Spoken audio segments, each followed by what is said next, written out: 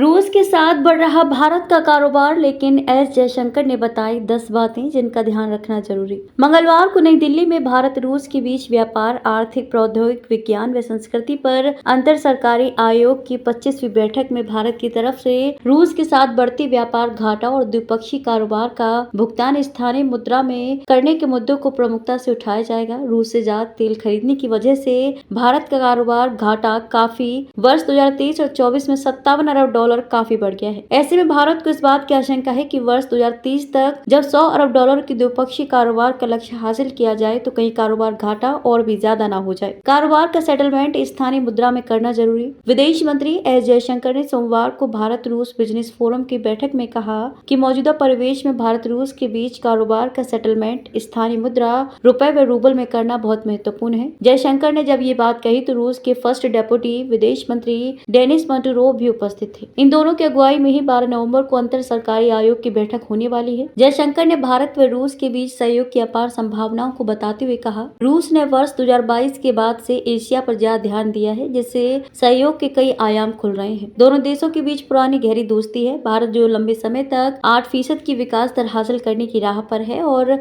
रूस जो प्राकृतिक संसाधनों का एक बड़ा आपूर्ति करता है, के बीच सहयोग इन दोनों के साथ ही पूरी दुनिया के लिए सही होगा। 100 अरब डॉलर तक द्विपक्षीय कारोबार पहुंचाने का लक्ष्य। इसके बाद उन्होंने कहा, दोनों देशों के बीच बढ़ते कारोबार घाटा को कम करने पर तत्काल ध्यान देना होगा। अभी ये पूरी तरह से एक तरफा है। इसे दूर करने के लिए गैर शुल्की बाधाओं और नियमन संबंधी अड़चनों को दूर करने पर सबसे ज्यादा ध्यान देना होगा। जयशंकर ने भारत व रूस के कारोबारी रिश्तों के संदर्भ में 10 तथ्यों का जिक्र किया, जिस पर दोनों देशों की सरकारों को आने वाले दिनों में ध्यान देना होगा। इसमें पहला ही द्विपक्षीय कारोबार अभी 66 अरब डॉलर का है, जिसे वर्ष 2030 बढ़ाकर 100 अरब डॉलर करने का लक्ष्य रखा गया है। इसके तौर पर उन्होंने बढ़ते कारोबार घाटे का जिक्र किया। इसके अलावा भारत और यूरेशिया इकोनॉमिक जोन के बीच व्यापार समझौते के लिए शुरू हुई बातचीत को तेजी से आगे बढ़ाने, भारत व रूस के बीच द्विपक्षीय निवेश संधि को लेकर शुरू की गई वार्ता को पूरी करने, स्थानीय मुद्रा में कारोबार को सेटलमेंट करने जैसी बातें भी शामिल हैं। रुपए में कारोबार करने में हिचक रही रूसी कंपनियां सनद रही कि भारत और रूस की सरकारों व केंद्रीय बैंक के बीच विमर्श होने के बावजूद द्विपक्षीय कारोबार का सेटलमेंट रुपए या रूबल में करने में कोई ज्यादा सफलता नहीं मिली है। वैसे कुछ रूस की कंपनियों को रुपए में भुगतान किया गया है, जिसे उन्होंने